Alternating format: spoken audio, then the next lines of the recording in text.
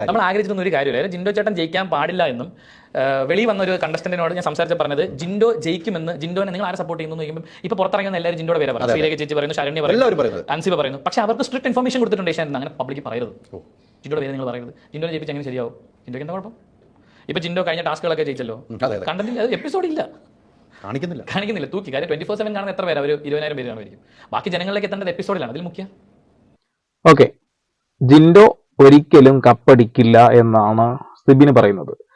നമ്മൾ പ്രത്യേകം ശ്രദ്ധിച്ചൊരു കാര്യമുണ്ട്. ജിൻഡോയെ പലപ്പോഴായിട്ട് ബിഗ് ബോസ് ഹൗസിന്റെ ഉള്ളിൽ തളർത്തിയ ആളുകൾ, അദ്ദേഹം ജയിക്കരുതെന്ന് ആഗ്രഹിച്ചിരുന്ന ആളുകൾ പുറത്തു വന്നപ്പോൾ ജിൻഡോയാണ് വിജയിക്കുക എന്ന് നല്ല ഉറപ്പില് പറഞ്ഞിട്ടുണ്ട്. ഒരു പക്ഷെ ജിൻഡോക്കും ജാസ്മിനും തന്നെയാകാം കൂടുതൽ ആളുകൾ വോട്ട് ചെയ്യുന്നത്. കാര്യം നമുക്കറിയാം, കൂടുതൽ സ്ക്രീൻ പ്രസൻസ് കിട്ടിയത് ഈ രണ്ടു പേർക്കാണ്. ഓക്കെ, അപ്പോ ജിൻഡോ ഒരിക്കലും കപ്പടിക്കില്ല എന്ന് സിബിൻ പറയുന്നു. എന്നാൽ അതിൽ നിന്ന് പുറത്തായി വരുന്ന കണ്ടസ്റ്റൻസ് ഒക്കെ പറയുന്നത് ജിൻഡോ തന്നെ കപ്പടിക്കും. പക്ഷെ ജിൻഡോയെ ഒരിക്കലും പൊക്കി പറയരുതെന്ന് ബിഗ് ബോസ് പറഞ്ഞിട്ടുണ്ട് അത്രേ.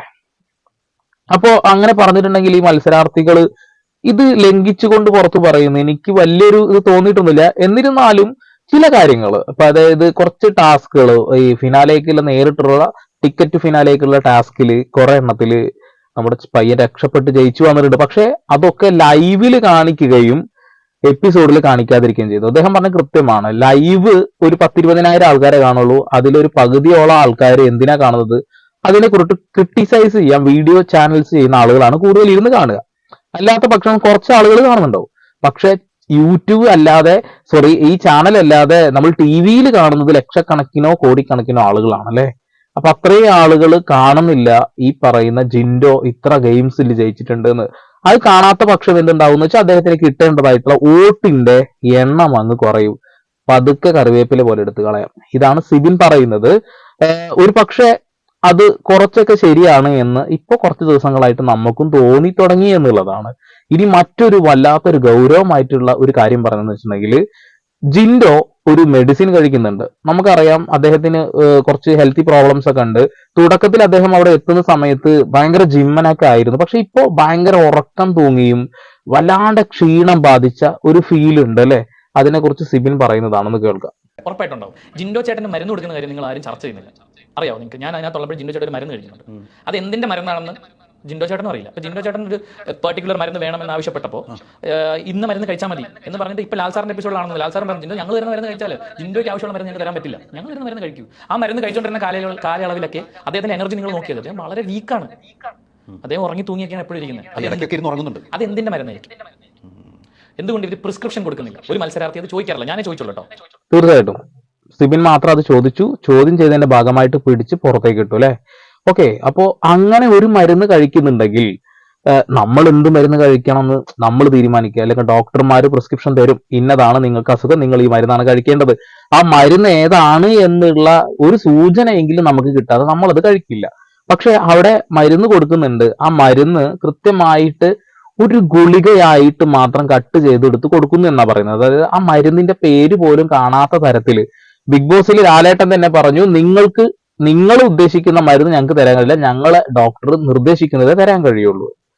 ശരിക്ക് ഇതില് എന്തൊക്കെയോ കളികൾ നടക്കുന്നില്ലെന്ന് തോന്നി. കാരണം ബിഗ് ബോസിൽ എത്തിയതിനു ശേഷം നല്ല ആരോഗ്യം ഉണ്ടായിരുന്ന ഒരാളാണ് ജിൻഡോ ചേട്ടൻ. ജിൻഡോ ചേട്ടൻ ഇപ്പൊ ഫുൾ ടൈം ഉറക്കം തൂങ്ങിയിട്ടാണ്.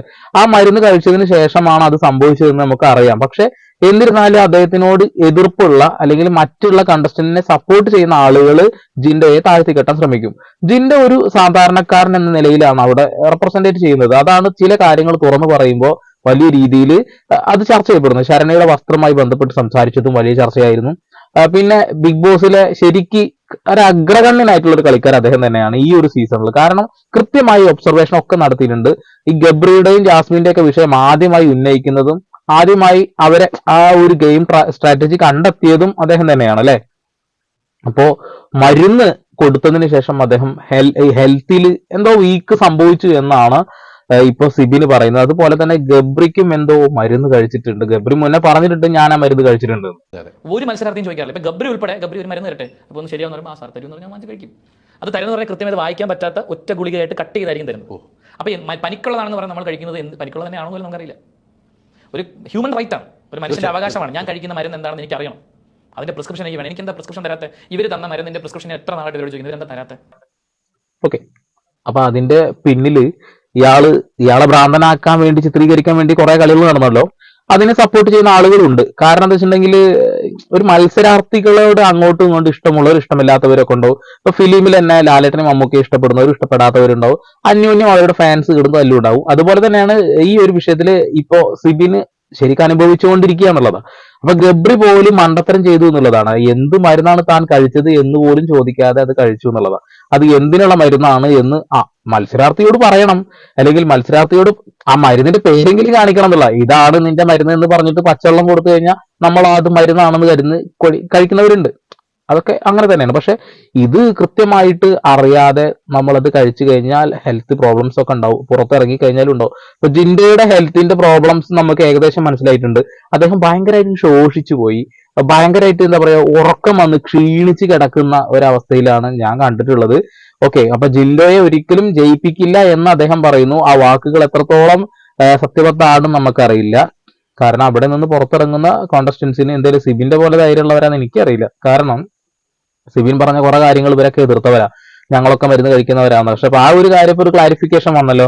അവര് എടുത്ത് കഴിക്കുന്നു, കിട്ടുന്ന മരുന്ന് വാങ്ങി കുടിക്കുന്നു. അത് എന്തിനാണ് എനിക്ക് ആ മരുന്ന് തന്നത്, എന്താണ് ആ മരുന്നൊന്നും അന്വേഷിക്കാതെ പൊട്ടത്തരം കാണിച്ചിട്ട് പുറത്തായി വന്നിട്ട് ഡയലോഗ് അടിക്കുന്നവരാണ്. പക്ഷെ ജിൻഡയെ തോൽപ്പിക്കണം എന്ന് ഇപ്പൊ ബിഗ് ബോസ് തീരുമാനിച്ചിട്ടുണ്ടെങ്കിൽ അത് സിമ്പിളായി നടക്കും. അപ്പൊ ഫിനാലെ വരെ എന്തായാലും അദ്ദേഹത്തിനെ പുറത്താക്കൂല എന്ന് ഉറപ്പാ. കാരണം അത്ര ആളുകളുടെ വ്യൂവർഷിപ്പ് കുറഞ്ഞു കിട്ടും. അതുകൊണ്ട് ഇത് ജാസ്മിൻ ഒരു കപ്പ് എന്ന പരിപാടിയാണോ എന്ന് നമുക്ക് നോക്കി കാണേണ്ടി വരും. എനിക്ക് ഒരു ഡൗട്ട്, ഇപ്പൊ പറഞ്ഞതുപോലെ അഭിഷേകിന് ഒരു സാധ്യത കാണുന്നുണ്ട്. അഭിഷേകും നല്ല രീതിയിൽ പെർഫോം ഒക്കെ ലാസ്റ്റ് സമയത്ത് ചെയ്യുന്നുണ്ട്. അദ്ദേഹം കുറെ പ്രശ്നങ്ങളിലൊക്കെ പെട്ടിട്ടുണ്ടെങ്കിൽ പോലും ഇപ്പോ അത്യാവശ്യം കുഴപ്പമില്ലാത്ത രീതിയിൽ അദ്ദേഹം മുന്നോട്ട് പോകുന്നുണ്ട്. അപ്പൊ 3 പേര്, ജാസ്മിന്, അതുപോലെ ജിൻഡോ, പിന്നെ അഭിഷേക് ഒരു സാധ്യതാ ലിസ്റ്റിൽ കിടക്കുന്നുണ്ട്. പിന്നെ ബാക്കിയുള്ള 2 ഋഷിയുടെ കാര്യമൊന്നും എനിക്ക് വലിയൊരു ഉറപ്പൊന്നും തോന്നില്ല. എന്നിരുന്നാലും ജാസ്മിന് കപ്പ് കൊടുത്തു കഴിഞ്ഞിട്ടുണ്ടെങ്കിൽ ഈ ചാനലിലെ ഈ ഒരു പരിപാടിയുടെ എല്ലാ ഇത് നഷ്ടപ്പെട്ടു എന്നുള്ളതാണ്. ഓക്കെ, എന്തായാലും ഇനിയിപ്പോ വരും ദിവസങ്ങളിൽ ഉണ്ടാവുന്ന കാര്യങ്ങൾ നമുക്ക് കണ്ടറിഞ്ഞാലേ പറയാൻ പറ്റുള്ളൂ. അപ്പൊ പുതിയ അപ്ഡേഷൻ വരുമ്പോൾ നമുക്ക് വീഡിയോ വരാം.